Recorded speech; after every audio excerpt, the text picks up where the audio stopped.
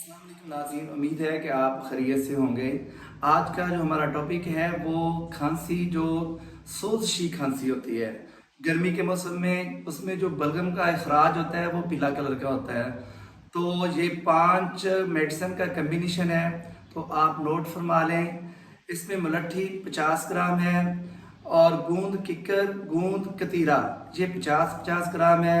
बामन सफ़ेद और बामन सुर्ख ये भी 50-50 ग्राम है। तमाम अद्वियात को आपने बारीक पाउडर करना है। उसके बाद ये आपने 1 टीस्पून सुबह, दोपहर, असर और रात को सोते वक्त शरबत बनफशा के साथ लेना है। इंशाल्लाह ये आपकी सोजशी खांसी जो गर्मी के मौसम में ख़ास तौर पे होती है, इंशाल्लाह वो मुकम्मल तौर पे ठीक हो जाएगी।